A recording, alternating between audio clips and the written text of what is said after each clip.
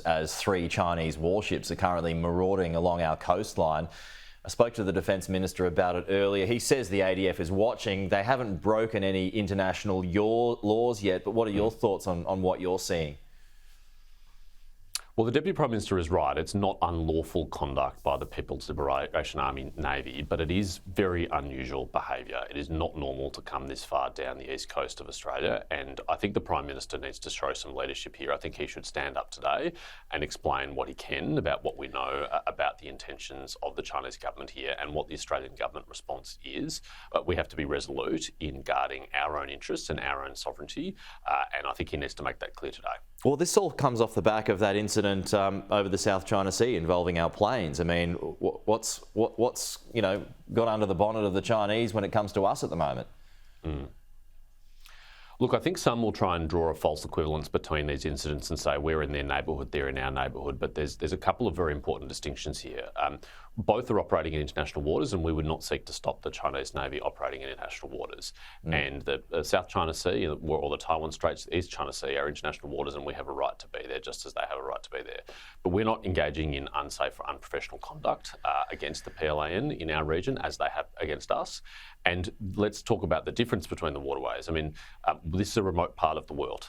It is not a significant international trading route off the east coast of Australia, unlike the South China Sea. And so the plausible reason as to why the PLAN would need to be here is very hard to explain. And if he tears up, if Miles tears up the contract of the Port of Darwin, he says it's being considered at the moment, not tearing up, but looking at it. I mean, that's going to miff the CCP, no doubt?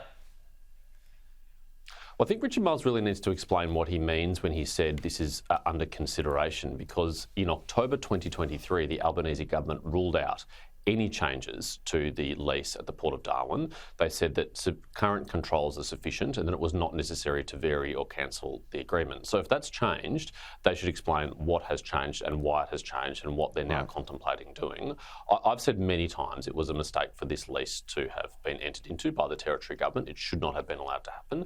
The law was changed by the Morrison government to make sure this could never happen again. And we have to look very closely about whether in this strategic environment it is in our national interest to have a significant strategic asset like that controlled by a company which is linked to a foreign authoritarian government. Okay, just a final one here, James, and it relates to Trump's accusations towards Volodymyr Zelensky overnight.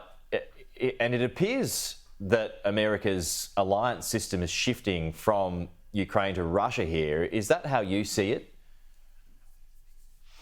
I think that's overstating it, Pete, at this stage. President Trump has been clear that he wants to bring that war to an end, and I'm sure everybody, not least the Ukrainians, wants to bring that war to an end, but it's critical it's done so on terms that are acceptable to Ukraine. It shouldn't be imposed on Ukraine. And Australia has a very strong interest in supporting Ukraine and President Zelensky in this fight.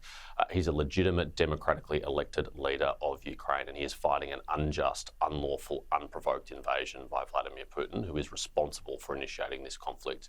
And the burden falls on Vladimir Putin to stop his invasion, to stop his attack on Ukraine, not on anyone else. All right, we'll leave it there.